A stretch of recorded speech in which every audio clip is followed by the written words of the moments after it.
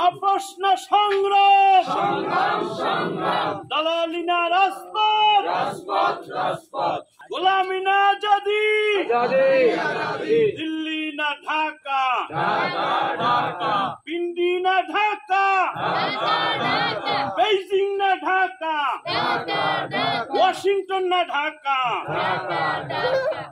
এই মুহূর্তে দরকার বিচার সংস্কার।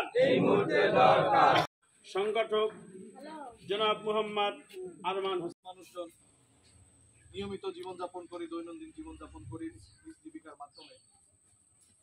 আমরা একটা কথা শুনি যে সরকারি চাকরি করতে গেলে মামা চাচা না থাকলে, টাকা না থাকলে সরকারি চাকরি হয় না। এটা কি আমরা শুনি? জি। এটার একটা অন্যতম সমস্যা হচ্ছে সংবিধানের মধ্যে। এই সংবিধান অনুযায়ী আপনার সরকারি কর্ম কমিশন অর্থাৎ সরকারি নিয়োগের ক্ষেত্রে যিনি প্রধান ভূমিকা পালন করেন তাকে নিয়োগ করে কে? তাকে নিয়োগ করে হচ্ছে প্রধানমন্ত্রী। রাষ্ট্রপতি একটা পুতুলের মতো, মূল ক্ষমতা ব্যবহার করা হচ্ছে প্রধানমন্ত্রী। তো যখন এই প্রধানমন্ত্রী বা সরকারি দলের লোকের দ্বারা ওই সরকারের প্রতি অনুগত ওই সরকারি লোককেই সরকারি কর্ম কমিশন এর প্রধান করা হয়, তখন ওখানে দেখা যায় হচ্ছে নিয়োগ পায় কারা? নিয়োগ পায় সরকারি লোকজন। ওই সরকার দলের সংগঠন, সরকার দলের কাছের লোকজন, তারা তখন অন্যায্যভাবে নিয়োগ পায়।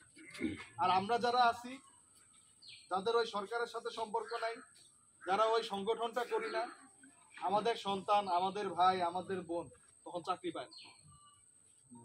আমরা যে নতুন সংবিধানের দাবি করছি, সে সংবিধানে আমরা বলছি যে সরকারি কর্ম কমিশন এই যে সরকারি চাকরিগুলো যারা দিয়ে থাকে, সেখানে যিনি প্রধান হবেন তিনি হবেন একজন নিরপেক্ষ মানুষ।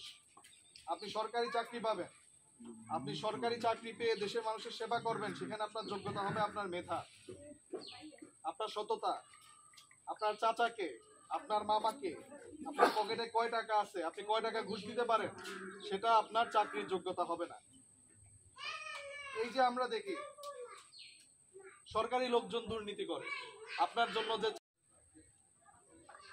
সংবিধান একটা রাষ্ট্রের সবচেয়ে বড় আইন, একটা রাষ্ট্র পরিচালনা হয় সংবিধানের